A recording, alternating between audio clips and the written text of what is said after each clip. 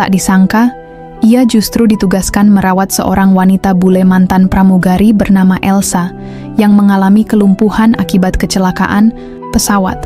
Hari-hari awal mereka penuh kecanggungan dan benturan budaya. Namun, seiring waktu, Raka berhasil menembus tembok emosional Elsa dengan kesabarannya.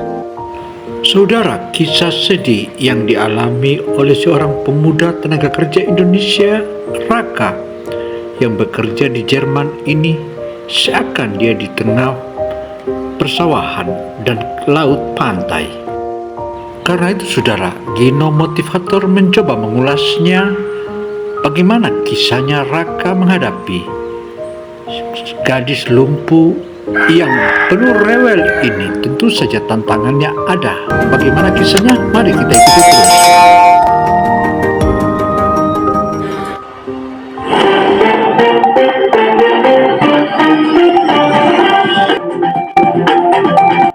Gino Motivator menyajikan berita-berita dan kisah-kisah sedih yang memberikan kita motivasi.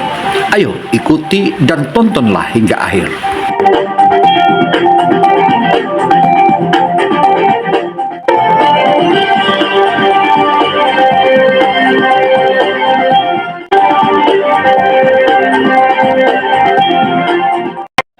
Assalamualaikum warahmatullahi wabarakatuh. Kali ini kita menyajikan kisah yang begitu sedih seorang pemuda atau tenaga kerja Indonesia yang bekerja di Jerman. Dia ditugaskan untuk merawat seorang gadis lumpuh yang begitu cantik jelita. Dari hari ke hari ia melewati banyak tantangan, bahkan dia dilecehkan berkali-kali, tetapi sang pemuda Indonesia itu tabah. Bagaimana kisahnya? Mari kita ikuti.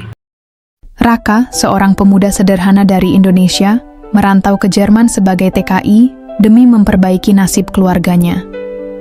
Tak disangka, ia justru ditugaskan merawat seorang wanita bule mantan pramugari bernama Elsa yang mengalami kelumpuhan akibat kecelakaan pesawat. Hari-hari awal mereka penuh kecanggungan dan benturan budaya. Namun, seiring waktu, Raka berhasil menembus tembok emosional Elsa dengan kesabarannya. Setelah 6 bulan yang penuh dengan tawa, air mata, dan ikatan batin yang tak terduga, Elsa melamarnya. Tapi ada satu syarat yang membuat dunia Raka jungkir, balik. Dia harus menjalani sterilisasi karena Elsa tak ingin punya anak. Raka pun dihadapkan pada pilihan sulit antara cinta dan harapan masa depan. Hari pertama Raka menginjakkan kaki di Jerman, udara terasa menusuk hingga ke tulang. Musim gugur baru saja mulai, tapi buat anak kampung dari Indonesia seperti dia, suhu 10 derajat saja sudah bikin menggigil. Jaket tipis yang ia bawa dari kampung seolah tidak ada gunanya. Embus angin di bandara Frankfurt membuatnya merapatkan jaket sambil menyeret koper tua berwarna merah marun yang sudah mulai sobek di ujungnya. Raka? You Raka, yes? Tanya seorang wanita paruh baya dengan logat Jerman yang kaku, berdiri sambil memegang kertas bertuliskan namanya. Raka mengangguk cepat. Yes, I am Raka, jawabnya gugup. Namanya Tante Inge. Ia menjelaskan dengan campuran bahasa Inggris dan Jerman bahwa Raka akan bekerja sebagai live-in caregiver, perawat tinggal, untuk seorang wanita muda yang mengalami kelumpuhan setelah kecelakaan. Raka tidak banyak bertanya. Pikirnya selama digaji dan bisa kirim uang ke rumah, semua bisa dijalani. Saudara, kisah sedih yang dilakukan atau yang dialami oleh tenaga kerja Indonesia di Jerman ini betul-betul punya tantangan yang luar biasa. Tantangan demi tantangan ia hadapi dengan tabah. Ayo kita ikuti terus. Rumah tempatnya bekerja ternyata berada di pinggiran kota kecil bernama Bad Homburg. Lingkungannya tenang, jalanannya bersih, dan pohon-pohon maple mulai berubah warna menjadi merah dan oranye. Tapi bukannya merasa damai, Raka justru makin gugup. Ia belum pernah merawat orang lumpuh, apalagi bule. Rumah itu besar, temboknya abu-abu tua, dengan jendela kaca tinggi dan pintu kayu bergaya klasik. Begitu masuk, aroma lavender menyambut hidungnya, wangi tapi agak menusuk. Di ruang tengah, duduk, seorang wanita di kursi roda, menatap layar laptop tanpa menoleh sedikit pun ketika Raka masuk. Itulah Elsa. Rambutnya pirang terang, diikat sembarangan ke belakang. Ia memakai sweater abu-abu longgar dan celana piyama. Wajahnya cantik, tapi dingin. Sangat dingin. Bahkan lebih dingin dari udara luar. "Halo," sapa Raka dengan senyum kikuk. "My name Raka." Elsa tidak menjawab. Matanya tetap fokus ke layar. Baru beberapa detik kemudian dia berkata tanpa menoleh, "Kamar kamu di atas. Bersihkan dulu dapur, lalu bantu aku mandi jam 4. Raka tercekat. "Oke," ucapnya pelan. Hari-hari pertama terasa seperti neraka. Elsa sangat kaku, tak pernah tersenyum, dan sering menyuruh Raka mengulangi pekerjaan karena dianggap tidak bersih. Ia bahkan pernah membuang makanan yang dimasak Raka ke tempat sampah hanya karena kurang garam. "Kalau kamu mau kerja asal-asalan, kamu salah rumah," ucap Elsa suatu sore, matanya tajam menatapnya. Raka mengangguk, menahan emosi. Ia hanya ingat wajah ibunya di kampung yang menunggu kiriman uang bulanan. Semua ini demi keluarga. Namun, di balik sikap kerasnya, Raka mulai memperhatikan hal-hal kecil dari Elsa. Ia selalu mendengarkan lagu klasik saat hujan turun. Ia punya koleksi mug warna-warni yang dipajang rapi di rak dapur. Dan setiap malam, sebelum tidur, ia memandangi foto tua di meja samping tempat tidurnya. Foto seorang wanita berseragam pramugari berdiri di samping pesawat. Raka penasaran, tapi tak berani bertanya. Suatu malam, saat sedang mencuci piring, ia mendengar suara benda, tapi tak pergi. Ia duduk di lantai, tak berkata apa-apa. Hanya duduk dan menatap lantai, menunggu Elsa tenang. Setelah 15 menit, suara tangis mereda. "Aku benci tubuhku sendiri," gumam Elsa pelan. Nyaris tak terdengar. Raka menoleh. "Aku tidak tahu harus bilang apa, tapi aku bisa bantu berdiriin kursi roda dulu ya." Untuk pertama kalinya, Elsa mengangguk pelan. Malam itu jadi titik balik kecil di antara mereka. Elsa mulai lebih sering berbicara, meski masih singkat-singkat. Ia tak lagi membuang makanan buatan Raka, dan kadang bahkan minta dimasakkan sup Indonesia, meski mulutnya masih mengomel soal rasa pedas. Raka tahu, hubungan mereka tidak akan mudah.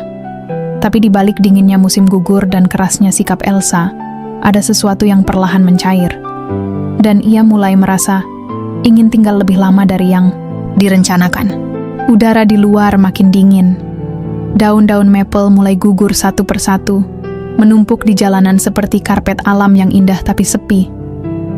Di dalam rumah, suasana tak kalah sunyi. Elsa tetap menjadi dirinya yang sama, dingin, teratur, dan sulit ditebak. Tapi bagi Raka, setiap perubahan kecil terasa seperti kemenangan. Pagi itu, Raka membuat kopi untuk Elsa. Ia ingat betul, Elsa selalu minum kopi hitam pahit tanpa gula, tanpa susu, tanpa ampun, seperti kepribadiannya. Tapi pagi itu berbeda. Saat Raka menyerahkan secangkir kopi, Elsa hanya menatapnya tanpa bicara. Ada semburat lelah di wajahnya yang biasanya tegas. "Kenapa hari ini tidak menyuruhku ganti filter kopinya dulu?" tanya Raka sambil duduk di seberang meja. Elsa mengangkat alis. "Kamu ingat? Aku lupa. Aku hafal semua. 3 sendok kopi, air 85 derajat, gelas yang warna biru." Elsa tersenyum tipis, sangat tipis. Tapi cukup untuk membuat jantung Raka berdetak lebih cepat. "Kamu terlalu perhatian untuk seseorang yang cuma dibayar 12 euro per jam." Raka nyengir. "Aku juga manusia. Kalau kamu batuk-batuk, aku yang repot." Elsa tertawa. Tawa yang singkat, agak sarkastik, tapi tetap tawa. Itu pertama kalinya Raka mendengarnya. Setelah sarapan, mereka duduk di balkon. Elsa memang tak pernah mau keluar rumah, tapi duduk di balkon baginya adalah kompromi. Angin mengibas rambut pirangnya, dan Raka menatap pemandangan pohon-pohon yang berwarna jingga keemasan. "Apa kamu pernah jatuh cinta, Raka?" tanya Elsa tiba-tiba. Suaranya pelan tapi tajam. Raka tersentak. Iya, pernah.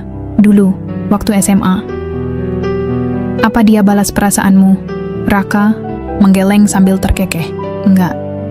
Dia milih cowok yang punya motor gede. Saya cuma punya sepeda ontel. Elsa tertawa lagi. Lebih lama kali ini.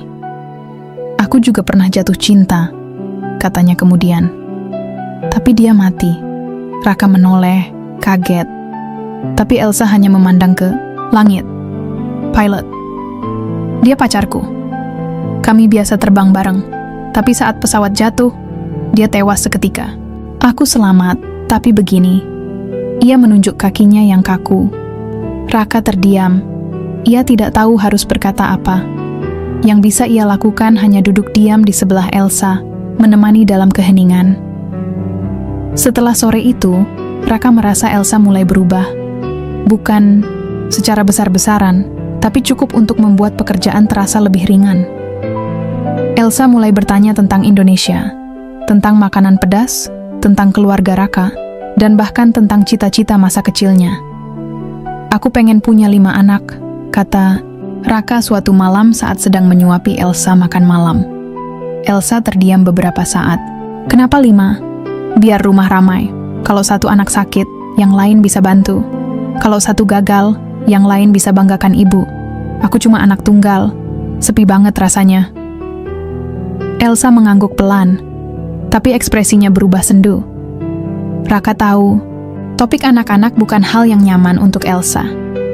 Ia pernah melihat wanita itu menatap lama sepasang anak kecil yang lewat depan rumah saat mereka duduk di balkon. Matanya berkaca-kaca, meski bibirnya tetap diam. Di malam hari, setelah semua pekerjaan selesai, Raka duduk sendirian di dapur. Ia mengaduk teh hangat sambil memandangi langit malam dari jendela kecil. Hatinya berdesir. Ia tak pernah membayangkan akan bisa berbicara sejauh ini dengan wanita asing, apalagi wanita yang awalnya terlihat begitu angkuh. Tapi kini, ia mulai memahami. Elsa bukan angkuh, dia cuma hancur, dan sedang membangun dirinya kembali, perlahan-lahan. Dan anehnya, Raka ingin jadi bagian dari proses itu. Hari-hari berlalu dengan rutinitas yang mulai terasa akrab. Raka bangun pagi, menyiapkan sarapan, membantu Elsa mandi, membersihkan rumah, lalu duduk di balkon bersama secangkir kopi pahit. Balkon itu menjadi saksi perubahan. Dari tatapan sinis menjadi percakapan, dari keheningan menjadi tawa kecil yang janggal namun jujur. Musim gugur mendekati akhir, daun-daun mulai menghitam di ujungnya, pertanda musim dingin sebentar lagi datang. Pagi itu, Elsa terlihat lesu, matanya bengkak seperti habis menangis semalaman. Tapi ketika Raka datang membawakan kopi dan roti panggang dengan selai aprikot favoritnya, dia tetap berkata, "Danke, kamu mimpi buruk?" Tanya Raka pelan sambil duduk di kursi plastik di sebelahnya. Elsa hanya menatap kosong ke jalanan. Hari ini ulang tahun kematiannya. Pilot itu? Raka menyesal langsung bertanya, tapi Elsa tidak marah. Dia mengangguk. Pelan. 2 tahun lalu. Seharusnya hari ini kami liburan ke Spanyol. Tapi yang datang ke rumahku justru peti jenazah. Raka menelan ludah, bingung bagaimana harus merespons. Ia hanya mengambilkan selimut tambahan dan menutupinya ke bahu Elsa. Kalau kamu pengen cerita, aku di sini. Elsa menghela napas panjang. Matanya masih menatap jalanan, tapi suaranya mulai bercerita. Namanya Leon. Kami bertemu di Bandara Frankfurt, sama-sama muda dan haus terbang. Aku pramugari magang, dia baru jadi co-pilot. Kami langsung cocok, kayak magnet. Terbang bersamanya rasanya aman. Kami sudah merancang hidup, pindah ke Portugal, buka restoran kecil, punya anjing, bukan anak. Kami berdua sepakat, tidak ingin punya anak. Raka menoleh cepat. Kenapa? Elsa menatap Raka sebentar, lalu kembali melihat keluar. Kami tumbuh dari keluarga yang kacau. Orang tua cerai, ayahku pecandu, ibuku terlalu sibuk selingkuh. Aku tidak mau ulangi kesalahan itu. Punya anak itu tanggung jawab besar. Terlalu besar. Raka hanya mengangguk. Ada jeda panjang dalam percakapan mereka. Hanya suara burung gagak dari kejauhan yang terdengar. Sejak dia meninggal, aku seperti ikut mati. Badanku lumpuh, hidupku lumpuh, gumam Elsa. Sampai kamu datang. Raka kaget. Ia menoleh, bertatapan langsung dengan Elsa untuk pertama kalinya hari itu. Aku, tanyanya ragu. Elsa tersenyum tipis. Kamu cerewet, bawel, dan kadang terlalu polos. Tapi kamu sabar. Kamu manusia pertama yang tetap tinggal meski aku bentak-bentak. Raka tertawa kecil. Aku takut gaji dipotong kalau pulang. Itu aja alasannya. Elsa ikut tertawa. Tawa yang jujur, bebas. Entah kenapa, tawa itu terasa hangat di dada Raka. Hari itu mereka duduk lebih lama dari biasanya. Elsa bercerita tentang kota-kota yang pernah ia kunjungi. Tokyo, Roma, Dubai, Bali. Ia bilang, Bali adalah satu-satunya tempat yang membuatnya merasa damai. Kamu harus ajak aku ke sana nanti, katanya tiba-tiba. Raka terdiam. Kalau kamu mau, aku bonceng naik motor, candanya, mencoba mencairkan suasana. Elsa tersenyum, lalu matanya melembut. Raka, kalau kamu tetap sabar merawat aku 6 bulan ini, mungkin kita bisa ke sana. Raka menelan ludah. Dadanya berdebar, tapi dia pura-pura santai. 6 bulan masih lama. Bisa aja kamu bosen sama aku minggu depan. Elsa tidak menjawab, tapi senyum kecil di wajahnya cukup jadi jawaban. Malamnya, saat semua pekerjaan selesai dan Elsa sudah tidur, Raka duduk sendirian di dapur. Ia menyalakan radio kecil warisan kakeknya, memutar lagu-lagu lama dari YouTube. Perasaannya campur aduk. Elsa bukan sekadar pasien sekarang. Ia mulai jadi teman. Atau lebih dari itu, Raka belum tahu. Yang pasti, setiap kali gadis bule itu tertawa atau menatapnya dengan sorot mata berbeda, hatinya ikut bergetar. Tapi Raka juga tahu satu hal pasti. Dia mulai ingin tinggal lebih lama. Bukan karena uang, tapi karena Elsa. Saudara, antara Raka dan Elsa mulai saling mendekat dan bahkan tampak sekali keakrabannya hingga muncullah benih-benih cinta. Akankah ini cinta namanya? Ayo. Waktu terasa berlari. Salju pertama turun pagi itu, menutupi jalanan, atap rumah, dan balkon tempat mereka biasa duduk. Raka mengenakan jaket tebal dan menyiapkan teh panas, bukan lagi kopi. Elsa bilang tubuhnya sudah tak tahan pahit dan dingin. Di saat bersamaan, hari-hari belakangan terasa lebih tenang. Elsa jadi lebih terbuka, lebih sering tersenyum, bahkan mulai meminta Raka mengajarinya beberapa kata dalam bahasa Indonesia. Tapi di balik semua kehangatan itu, Raka bisa merasakan ada sesuatu yang belum selesai, luka yang belum sembuh, dan luka itu mulai merambat ke dirinya. Suatu malam ketika salju turun semakin deras, Elsa memanggil Raka ke ruang tamu. Di sana ia duduk di kursi rodanya, mengenakan gaun putih sederhana dan riasan tipis di wajahnya. Aku mau bicara, katanya singkat. Raka duduk, hatinya gelisah. Ada apa? Elsa menatapnya lama. Sudah 6 bulan kamu di sini, kamu bisa saja pergi, tapi kamu tetap tinggal. Aku menghargainya. Raka tersenyum kecil. Aku nggak punya alasan untuk pergi. Kamu orang baik meski kadang nyebelin. Elsa tertawa. Tapi kali ini tawanya pendek. Lalu ia menarik napas panjang, serius. Aku ingin kamu tetap tinggal. Bukan sebagai pekerja, tapi sebagai pasangan. Dunia Raka seperti berhenti. Ia menatap Elsa, mencoba memahami maksudnya. Maksud, kamu menikah? Tanyanya nyaris berbisik. Elsa mengangguk. Ya, aku ingin kamu menjadi suamiku. Raka berdiri dari kursinya, setengah terkejut, setengah bingung. Kamu serius? Wajahnya memerah. Aku tidak sedang bercanda, Raka. Jawab Elsa tenang. Aku tidak pernah seserius ini dalam hidupku. Henning menguasai ruangan selama beberapa detik. Lalu Raka berjalan mendekat. Duduk di lantai tepat di depan kursi roda. Elsa, aku nggak nyangka kamu akan ngomong begini. Tapi jujur, aku juga merasa sesuatu. Aku sayang kamu, Els. Elsa menunduk, lalu mengangkat wajahnya kembali. Tapi, lanjut Raka, Kenapa tiba-tiba? Elsa menggigit bibir bawahnya, lalu dengan nada yang datar tapi mengiris, ia berkata, "Ada satu syarat kalau kamu mau menikah denganku. Kamu harus setuju untuk disteril. Aku tidak ingin punya anak, Raka." Selamanya. Raka terdiam. Kata-kata itu terasa seperti guntur yang menyambar pelan tapi menghancurkan. "Aku harus disteril?" Suaranya nyaris tak terdengar. Elsa mengangguk. "Aku sudah mantap. Aku tidak bisa mengurus anak. Aku tidak percaya bisa menjadi ibu yang baik. Dan aku tidak mau anak itu hidup dalam rasa takut kehilangan, seperti aku." Raka bangkit berdiri, berjalan ke jendela, memandangi salju yang semakin tebal di luar. "Els, kamu tahu aku pengen punya anak, kan?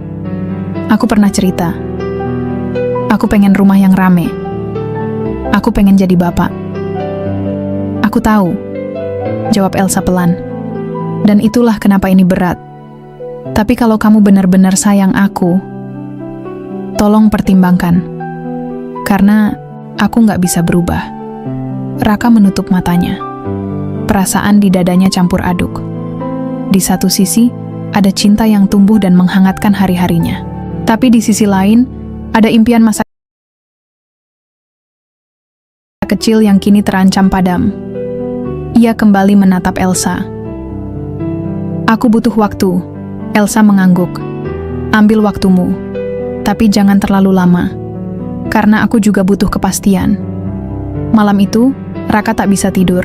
Ia duduk sendirian di dapur, menatap cangkir kosong di depannya. Mencintai Elsa ternyata tidak sesederhana yang ia kira. Perempuan itu kuat, jujur, dan penuh luka. Tapi apakah cintanya cukup untuk mengorbankan impian terbesar dalam hidupnya? Atau justru cinta sejati adalah ketika kau rela kehilangan sesuatu untuk seseorang? Salju terus turun, dan hati Raka semakin membeku dalam kebimbangan. Raka mulai menjauh. Tidak dengan cara kasar atau frontal, tapi cukup terasa. Obrolan mereka tak lagi sering. Balkon yang dulu ramai oleh tawa kini, lebih banyak diisi oleh angin dingin dan keheningan. Raka masih merawat Elsa dengan baik, tapi tanpa candaan, tanpa pelesetan-pelesetan aneh yang biasa ia lontarkan. Elsa bisa merasakannya. Tatapan Raka tak sehangat dulu, senyumannya lebih tipis. Dan setiap kali Elsa mencoba membahas tentang pernikahan atau syarat yang ia ajukan, Raka hanya berkata, "Aku belum siap jawab sekarang." Bagi Elsa, itu sudah cukup jadi jawaban. Sore itu, mereka duduk di balkon.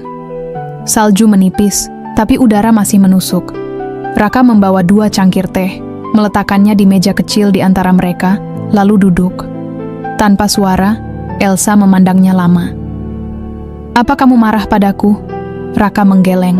"Enggak, aku cuman bingung." "Karena syaratku?" "Karena semuanya," jawab Raka jujur. "Kamu tahu kan aku anak tunggal. Ibuku di kampung sendirian. Satu-satunya harapan beliau ya aku.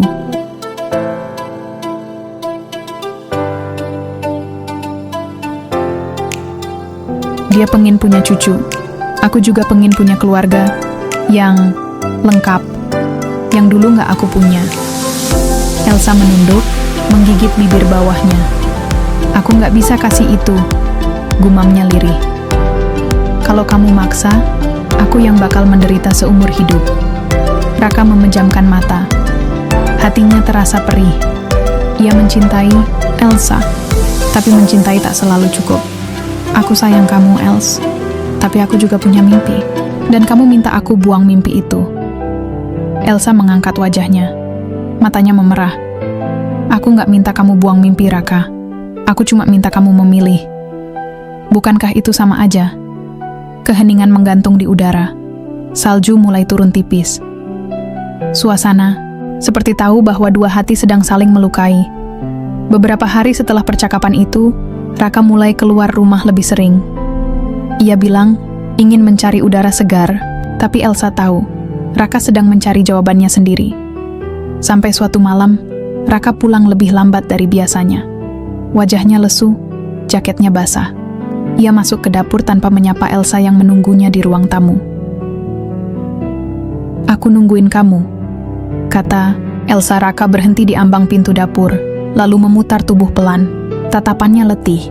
"Aku habis nelpon ibu di kampung," katanya. Elsa diam. Aku tanya pendapatnya soal steril, soal menikah sama orang yang nggak mau punya anak. Elsa menelan ludah. Apa kata beliau? Beliau nangis. Suara Raka pecah. Bukan karena marah, tapi karena kecewa. Karena aku bilang, kemungkinan aku nggak bakal bisa kasih cucu. Elsa menunduk. Dadanya ngilu. "Aku tahu kamu punya luka, Els. Tapi kenapa luka itu harus diturunkan ke aku juga?" Elsa menahan air mata. "Karena aku takut, Rak. Aku takut suatu hari nanti kamu menyesal, lalu membenciku. Lebih baik sekarang kamu pergi sebelum itu terjadi." Raka melangkah pelan, duduk di samping Elsa. Ia menggenggam tangan gadis itu erat. "Aku nggak akan pernah benci kamu, Elsa. Tapi aku juga nggak bisa bohong sama diriku sendiri." Keduanya terdiam. Lama. Hanya suara detik jam dinding dan napas berat yang terdengar. Lalu, dengan suara bergetar, Raka berkata, "Besok aku pulang ke kampung. Sebentar aja, aku perlu lihat ibu dan lihat apa yang sebenarnya aku cari dalam hidup." Elsa tak menjawab, hanya menatap Raka dalam-dalam. Dan kali ini, tatapan itu bukan marah, bukan kecewa, tapi penuh luka yang pasrah. Raka berdiri, mencium kening Elsa singkat. "Jaga diri ya, Els." Saat Raka melangkah keluar dari ruangan, Elsa menahan isak yang hampir pecah. Tapi sebelum Raka benar-benar pergi, ia berkata lirih, "Kalau kamu nggak kembali, aku akan mengerti." Dan untuk pertama kalinya sejak Elsa lumpuh, air matanya jatuh bukan karena rasa sakit di tubuh, tapi karena rasa kehilangan yang tak bisa diselamatkan. Udara tropis langsung menyergap begitu Raka keluar dari bandara. Keringatnya mengalir meski baru beberapa langkah, dan bau tanah basah setelah hujan seolah menyambutnya kembali ke akar. Pulang. Setelah setahun lebih di Jerman, kata itu terasa asing, namun hangat. Ibu menyambutnya dengan peluk hangat di depan rumah kecil yang cat temboknya sudah mulai pudar. "Anakku pulang juga," ucapnya sambil mengusap punggung Raka yang diam-diam menahan air mata. Malamnya, mereka duduk di beranda, hanya diterangi lampu temaram dan suara jangkrik. Ibu membuat teh manis hangat, seperti biasa. "Jadi," ucap ibu pelan, "perempuan Jerman itu cantik?" Raka tersenyum miris. "Cantik, tapi bukan itu yang bikin aku sayang." Ibu menatapnya dengan penuh kasih. "Kamu sayang karena kamu tahu dia butuh kamu, ya?" "Ya, tapi dia juga kuat dan keras kepala." Raka tertawa kecil. "Tapi aku nyaman sama dia, Bu. Tenang. Lalu kenapa kamu pulang?" Raka terdiam. Lalu pelan-pelan ia bercerita tentang semuanya. Tentang kecelakaan Elsa, tentang kursi roda, tentang luka batinnya, tentang tawaran pernikahan, dan syarat yang menyertainya. Wajah ibu sempat mengeras, tapi lalu luluh. Ia diam lama, mengaduk teh tanpa benar-benar ingin meminumnya. "Aku ngerti kenapa kamu bingung, Nak," kata ibu akhirnya. "Kamu cuma pengen bahagia. Dan kamu takut kehilangan kesempatan jadi ayah." Raka mengangguk. "Tapi kamu juga takut kehilangan dia, kan?" Raka menatap ibunya. "Iya, aku takut banget, Bu." Ibu menarik napas panjang. "Raka, menjadi orang tua bukan soal darah. Kadang, kamu bisa jadi ayah bahkan tanpa harus punya anak sendiri. Tapi, kalau kamu punya mimpi itu dari kecil, dan kamu buang mimpi itu cuma demi seseorang, pastikan kamu nggak akan menyesal. Karena kalau nanti kamu menyesal, yang kamu cintai itu juga akan ikut terluka." Malam itu Raka tidak tidur. Ia duduk sendirian di tepi sawah belakang rumah, memandangi bintang-bintang yang berserakan di langit seperti pertanda-pertanda yang enggan memberi jawaban. Ia mengingat semua yang pernah Elsa katakan, tentang rasa takut, kehilangan, trauma masa lalu. Ia tahu Elsa bukan tak ingin memberi keturunan karena ego, tapi karena luka yang belum sembuh. Dan untuk pertama kalinya, Raka bertanya pada dirinya sendiri, apakah aku mencintainya cukup dalam sampai rela tidak punya anak? Pagi harinya, sebelum ayam berkokok kedua kali, Raka mengemasi ranselnya. Ibu menyusul ke depan rumah. Cepat sekali pulangnya. Raka tersenyum. Aku cuma perlu dengar dari ibu. Jawabannya sudah aku tahu dari dulu. Ibu memeluk Raka dengan erat. Jangan lupa bahagia ya nak. Dan jangan pernah membenci diri sendiri kalau suatu hari kamu rindu jadi ayah. Raka tak bisa menjawab. Ia hanya mengangguk dan menatap langit pagi yang mulai terang. Pesawat yang membawanya kembali ke Jerman terasa seperti membawa hati yang baru. Masih dengan luka, tapi lebih mantap. Sesampainya di rumah Elsa, suasana terasa sepi. Ia masuk pelan, mendapati ruang tamu kosong. Hanya ada secarik kertas di meja, dengan tulisan tangan Elsa. Aku pergi ke rumah sakit untuk fisioterapi. Kalau kamu kembali dan kamu sudah tahu jawabannya, aku akan menunggu di balkon saat matahari terbenam. Raka tersenyum. Ia meraih pena, lalu menuliskan 3 kata. Aku pulang, Els. Dan saat matahari mulai condong ke barat, Elsa duduk di balkon dengan bantal kecil di belakang punggungnya.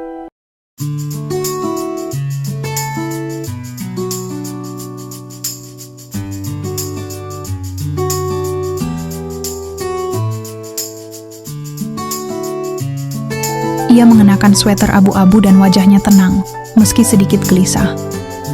Saat pintu balkon terbuka, Elsa menoleh. Dan begitu ia melihat Raka berdiri di sana, tersenyum dengan mata berkaca-kaca, napasnya tercekat.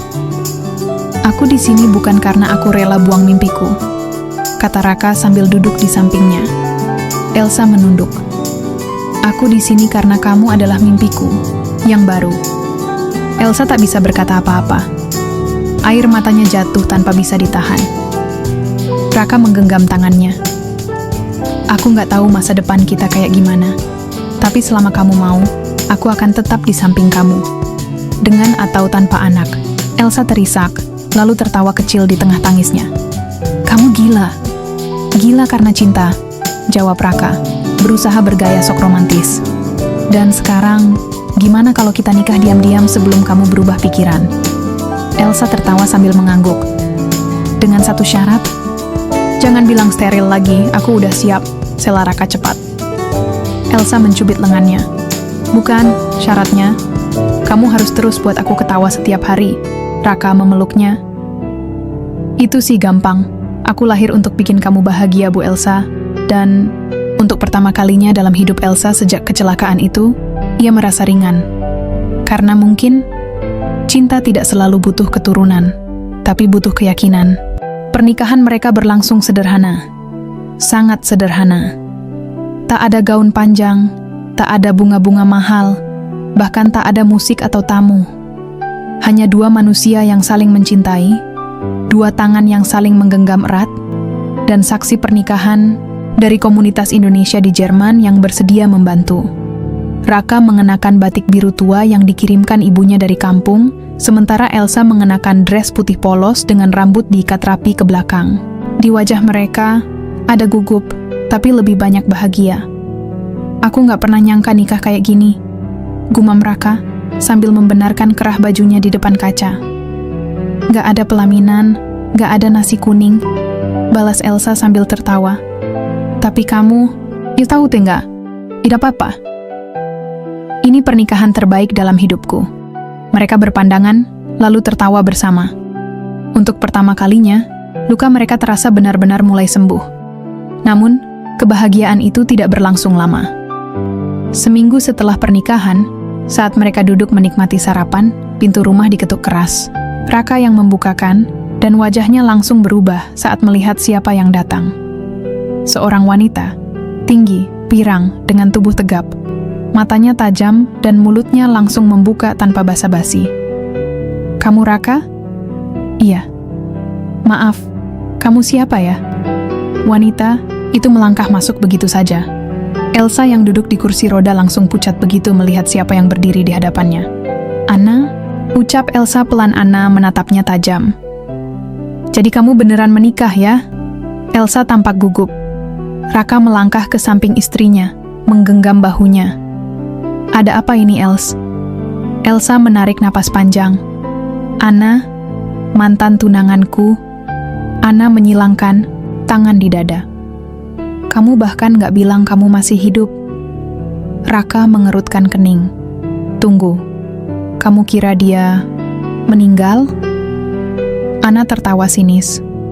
Aku kira dia pergi selamanya. Setelah kecelakaan itu, dia hilang. Gak jawab email, telepon, pesan. Aku cari ke rumah sakit, dia udah pindah. Aku pikir dia gak mau aku tahu kondisinya. Dan sekarang, dia menikah sama TKI dari Indonesia. Elsa menunduk, wajahnya penuh rasa bersalah. Ana, aku takut kamu hanya akan kasihan kalau tahu kondisiku. Aku malu. Aku gak ingin kamu tinggal sama aku karena rasa bersalah. Ana melangkah lebih dekat. Aku mencintaimu, Els. Aku menunggumu. Aku tidak peduli kamu lumpuh atau tidak. Tapi kamu pergi begitu saja. Raka merasa dadanya sesak. Ini bukan hanya tentang mantan tunangan. Ini tentang masa lalu Elsa yang belum selesai. Dan kini, menghantam mereka tepat setelah mereka mulai membangun bahagia yang rapuh. Elsa menggeleng pelan. Aku bukan perempuan. Yang dulu, Anna. Aku sudah berubah. Aku memilih Raka. Ana menatap Raka dengan pandangan penuh luka. Dan kamu? Apa kamu yakin dia menikahimu karena cinta? Bukan karena uang atau tempat tinggal. Raka menatap balik dengan tenang. Aku mencintai Elsa bahkan sebelum tahu dia punya harta. Bahkan waktu dia galak, nyebelin, dan nyuruh aku ambil air 10 kali sehari. Elsa tak bisa menahan senyum tipisnya. Ana menunduk, lalu tersenyum pahit. Kalau begitu, selamat. Aku cuma ingin tahu kamu baik-baik saja. Sekarang aku tahu. Ia berbalik dan melangkah pergi, meninggalkan keheningan di ruang tamu yang sempit itu. Setelah pintu tertutup, Elsa menatap Raka. Maaf, aku gak pernah cerita soal Ana. Aku takut. Raka menggeleng dan menarik Elsa ke pelukannya. Aku gak butuh tahu semua masa lalumu, Els. Selama kamu yakin aku masa depanmu. Mereka berpelukan dalam diam. Luka lama memang susah sembuh. Tapi setidaknya, mereka tak lagi sendiri untuk melewatinya. Dan di hari itu, Raka dan Elsa belajar satu hal penting. Cinta bukan tentang siapa yang datang lebih dulu, tapi siapa yang rela bertahan sampai akhir. Pagi itu, salju mulai mencair. Musim semi akhirnya tiba di Jerman. Pohon-pohon di taman, tak jauh dari rumah mereka mulai bertunas kembali. Dan di antara itu semua, Raka sedang mendorong kursi roda Elsa, menyusuri jalan setapak yang dipenuhi kelopak, bunga yang berguguran dari dahan. Waktu cepet banget ya berlalu, kata Elsa pelan. Raka menoleh, tersenyum. Dulu kamu galak banget waktu pertama kali aku kerja di rumahmu, Elsa menyengir. Dan kamu kampungan banget waktu itu, gak ngerti tata krama sama sekali. Mereka tertawa bersama, tawa yang kini terdengar jauh lebih bebas. Sudah hampir 1 tahun sejak kecelakaan yang merenggut masa depan Elsa sebagai pramugari.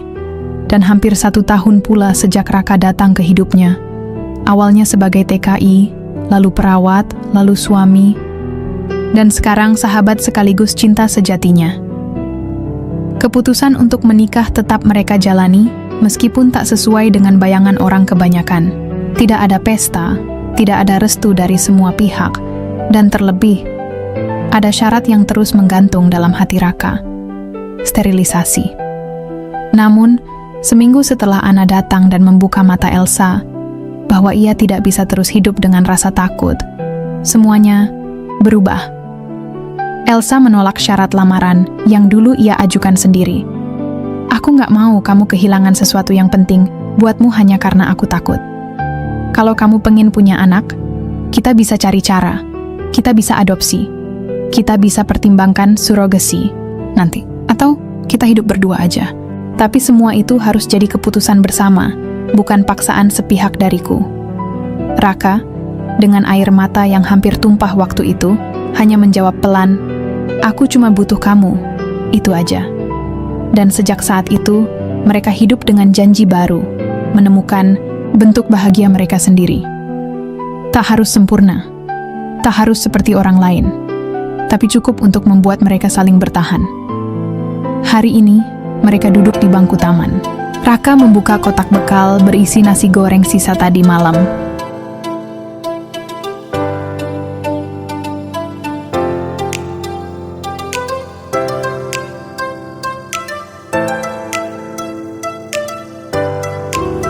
Kita kaya banget ya sekarang, kata Elsa sambil mengunyah.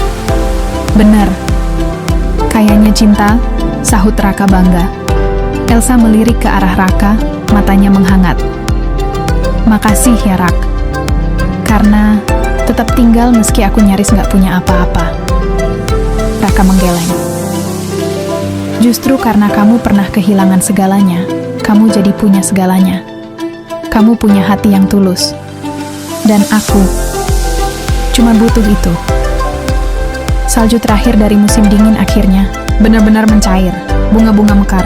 Dan dua insan yang dulunya tak saling kenal bahkan beda dunia, kini saling genggam tangan menatap masa depan bersama.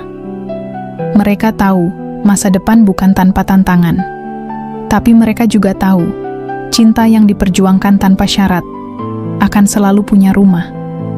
Dan rumah itu adalah satu sama lain. Tamat. Demikianlah kisah cinta antara Raka dan Elsa. Perkawinan antara dua benua dan dua adat hingga dua budaya ini tentu saja bukanlah percintaan atau perkawinan biasa, tetapi menyatukan Indonesia dan Jerman. Itulah mungkin dambaan-dambaan yang mereka sajikan. Selain itu, memberi motivasi atau video ini memberikan banyak edukasi dan motivasi kepada kita semua. Karena itu, tentu saja ada awal dan ada akhir. Saya, Gino Samsudin Mirsad melaporkan. Wassalamualaikum warahmatullahi wabarakatuh. Kiskan sebagai ilustrasi.